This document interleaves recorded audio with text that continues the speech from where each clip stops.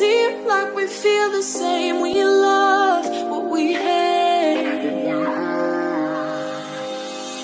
We lie, but we know we can't widen. How to understand that it takes courage to grow up and become who you really are. This is Yundel, and today's share is about understanding that we really need courage to grow up, to become who we really are. This is just a share from my own life experiences and of course from my own reading.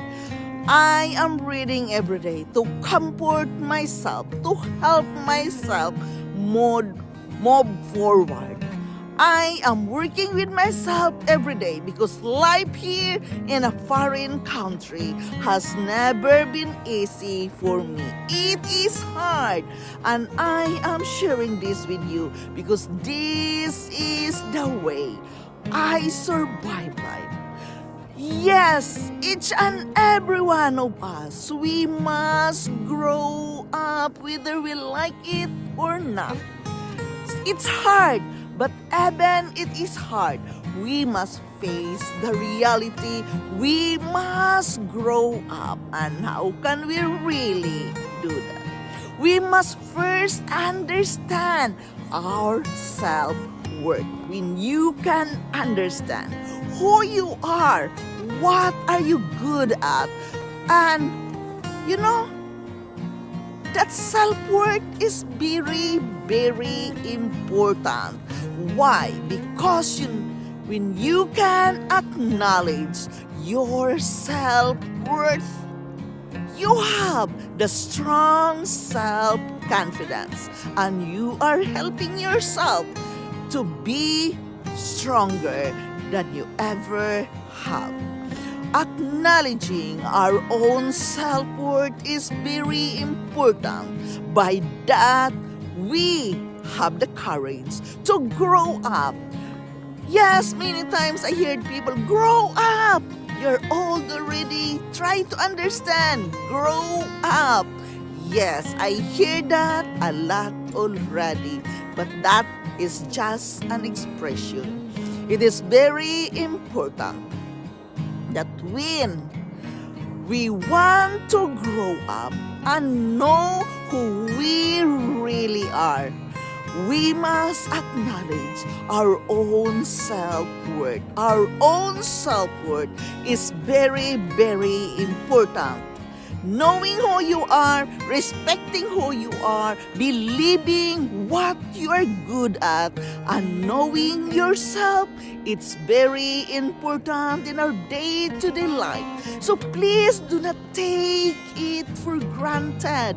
Do not take it for granted that, no, I am just like this and that. No, acknowledge your self-worth. When you can acknowledge your self-worth, you know who you are, you know what you believing for, and it becomes easier for you to understand that it's time for you to grow up. It's time for you to understand that this is life. Life itself has never been easy, and we have to understand why. Because life is a game.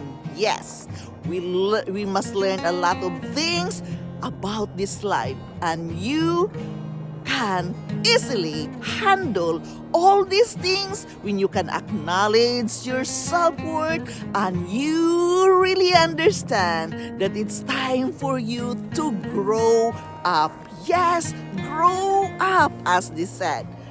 And yes, it becomes easier when you know who you really are. Knowing who you are, it's very, very important in this life journey. It is about embracing your positive things about yourself, your weaknesses, your imperfections.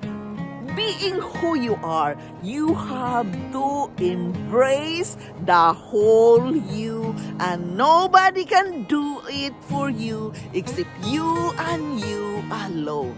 So we can study on this together, understanding that it's time for us to grow up. It's hard. We just want to be there where we were. It doesn't work out. Someday or another, we must grow up, but we must understand and acknowledge first our own self-worth. To understand this, we must acknowledge our own mistakes and imperfection while still striving for personal growth. In essence, to embark on a journey of self-discovery and self-acceptance, recognizing that it's not always easy, but it takes a courageous and worthwhile endeavors.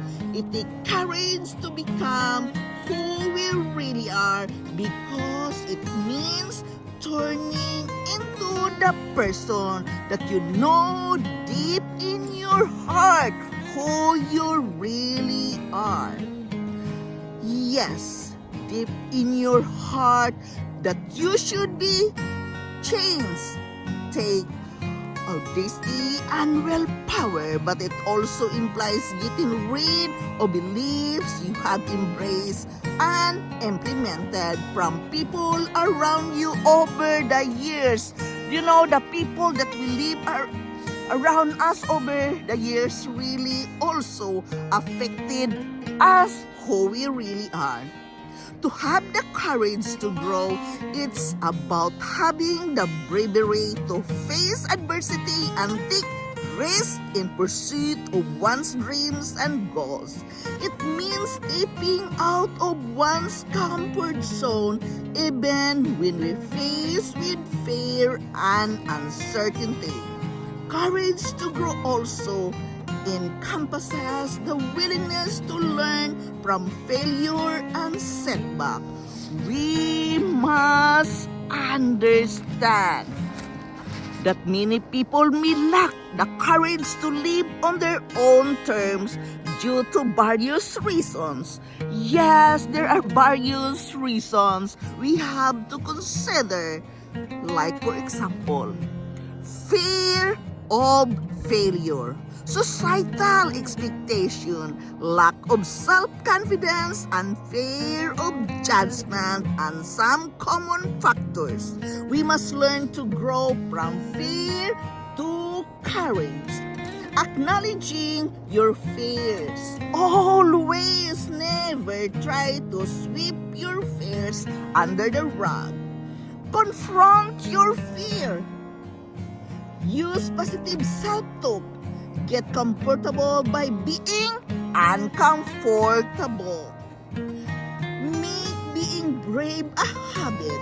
Practice mindfulness, or maybe you must find a mentor and embrace our failure and imperfections.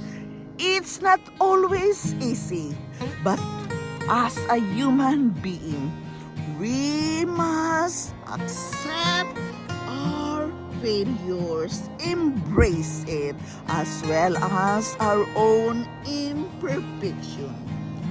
Work with your fear if you really want to grow. Yes, you can make it. Think always, if others can, so can you. For me, understanding that it's time to grow up, it's about really knowing who you are. Know who you are, know what you want, know what you love doing, and begin from that. You must know and understand who you are and what's your common ground. Yes, there are factors which we have to work on with ourselves, and one of that is fear. Yes, fear of something, fear of judgment really makes us feel weak. Don't feel weak. Be strong and courageous to face all these things. You're not alone. Each and every one of us must grow and learn from our life. And always acknowledge your self-worth, because your self-worth, it is also about having that strong self-confidence. When you meet people, be confident of who you are. Loving ourselves shows to others as well that who you are really reflects your action. Remember, action speaks louder than words. So do something with that. Grow up knowing who you really are can lead you to the best life you want to live. But always practice being humble and admit your mistakes and failure and embrace your imperfection, as the book says. This is Yundel. Thank you for listening. Thank you for dropping here in my channel. I am very grateful to each and every one of you supporting me here in my life journey. I love you all and bye-bye. Like we feel the same.